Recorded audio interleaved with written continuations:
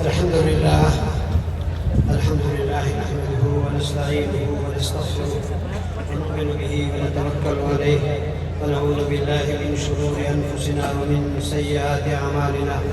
من يهده الله فلا مضل له ومن يضلله فلا هادي له، ونشهد أن لا إله إلا الله وحده لا شريك له، ونشهد أن سيدنا ومولانا محمدًا عبده ورسوله صلى الله تعالى على خير خلقه محمد وآله وأصحابه أجمعين. أما بعد، فقد قال الله تعالى في كلامه المجيد والفرقان الحميد: أعوذ بالله من الشيطان الرجيم، بسم الله الرحمن الرحيم. لئن شكرتم لأزيدنكم ولئن كفرتم إن عذابي لشديد. وقال النبي صلى الله عليه وسلم: خيركم من تعلم القرآن وعلمه، أو كما قال عليه الصلاة والسلام. صدق الله وصدق رسوله النبي الكريم، ونحن على ذلك لمن الشاهدين والشاكرين، والحمد لله رب العالمين. قابل صد احترام حضرات علماء کرام، قرائے اعظام اور میرے اس علاقے کے دینی مزاج، دینی شغف رکھنے والے مسلمان بھائیوں اور عزیز طلباء، بلدیہ ٹاؤن کی دوسرے نمبر کی بڑی درسگاہ جامعہ امام قرآن صدیقیہ جامعہ ابوبکر صدیق کے اس سالانہ تقریب کے اندر اس وقت ہم حاضر ہیں، اور آپ حضرات علماء کرام کے بیانات سن چکے ہیں۔ زندگی ایک بلبلے کی مانند ہے، بڑی تیزی کے ساتھ زندگی گزر رہی ہے۔ لمحہ لمحہ گھنٹہ بجتا ہے اور وہ اطلاع دیتا ہے کہ تیری زندگی کا ایک حصہ بس چلا گیا۔ میرے محترم بزرگوں، اس وقت ہم تھوڑی دیر کے لیے یہاں جمع ہیں، اور ہو سکتا ہے کہ یہی چند لمحے ہمارے لیے قبر میں روشنی کا ذریعہ بن جائیں، حشر میں ہمارے لیے نجات کا ذریعہ بن جائیں، جہنم سے یہ ڈھال بن جائیں، جنت کے حصول کا ذریعہ بن جائیں۔ میرے عزیزوں، میرے بھائیوں، میرے دوستوں، یہ جو اس وقت قرآن پاک بہترین انداز میں قاری اکبر مالکی صاحب سے سن رہے تھے، یہ اس وقت کی چند دنوں کی بادشاہی ہے جس سے ہم جتنا فائدہ اٹھا سکتے ہیں۔ مرنے کے بعد کہاں یہ مجلسیں اور کہاں یہ صورتیں؟ ان لمحوں کو غنیمت سمجھو میرے عزیزوں، ان لمحوں کو غنیمت سمجھو۔ یہ طلباء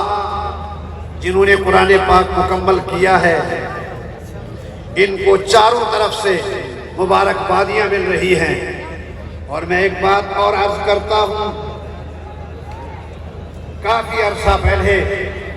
جب میں بھی بچپن میں تھا، اب تو بچپن سے بھی آگے چلا گیا، حضرت قاری محمد طیب صاحب محتمم دارالعلوم دیوبند نے ایک بچے کے ختم قرآن کے موقع پر یہ کہا تھا، فرمایا تھا کہ آج اس بچے کے حفظ قرآن پر اس کی اماں اور ابا کو مبارکبادیاں اس کے رشتہ دار دے رہے ہیں، ان کی فیملی اور خاندان کو مبارکبادیاں مل رہی ہیں۔ میں اپنی بصیرت کی آنکھوں سے دیکھ رہا ہوں کہ اس وقت سمندر کی ساتوں تہوں میں رہنے والی مچھلیاں بھی ایک دوسرے کو مبارکباد دے رہی ہیں سبحان اللہ کہ تمہیں مبارک ہو، تمہیں مبارک ہو، قرآن کا ایک محافظ اور پیدا ہو گیا ہے۔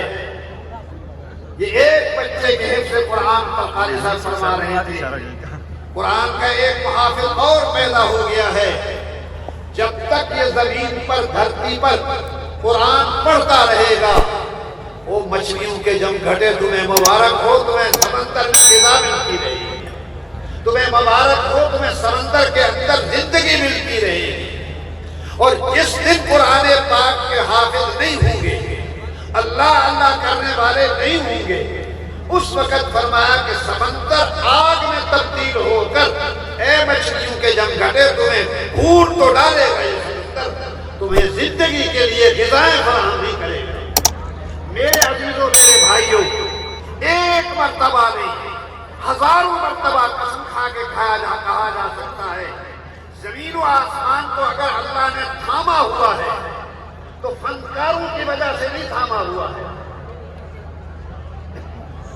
صبح سے لے کر شام تک عیاشی کرنے والوں کی وجہ سے نہیں تھاما ہوا ہے، کسی قارون کی وجہ سے اس زمین و آسمان کو اللہ نے نہیں تھاما ہوا ہے، کسی نمرود کی وجہ سے اس زمین و آسمان کو اللہ نے نہیں تھاما ہوا ہے،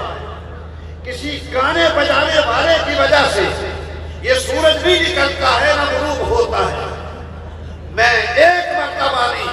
ہزاروں مرتبہ قسم کھا سکتا ہوں کہ اگر یہ دھرتی قائم ہے تو ان سینوں اور ان کی برکتوں سے قائم ہے، جو صبح اٹھتے ہیں اللہ کا نام لیتے ہیں، رات کو سوتے ہیں رب کا نام لیتے ہیں، بلکہ خوابوں کے اندر بھی قرآن پڑھتے ہیں، ان کی وجہ سے یہ زمین و آسمان باقی ہیں، چھن چھن کرنے والوں کی وجہ سے باقی نہیں ہے۔ ایک مرتبہ نہیں، میں ہزاروں مرتبہ ان کو، ان کے والدین کو، اے مجمع کے لوگوں، آپ کو اور اس سے بڑھ کر میں پوری امت کو مبارکباد دینا چاہتا ہوں کہ یہ اس عالم کے بقا کا ذریعہ ہے۔ امام بخاری نے ایک باب قائم کیا ہے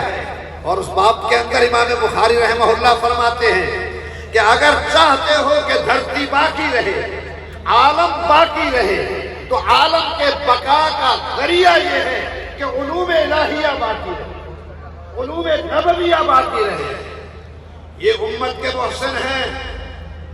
امت کے محسن ہیں۔ میں ان تمام آنکھوں کو جنہوں نے ان کو نیک نگاہوں سے دیکھا ہے، میں مبارکباد پیش کرتا ہوں، جو ان کی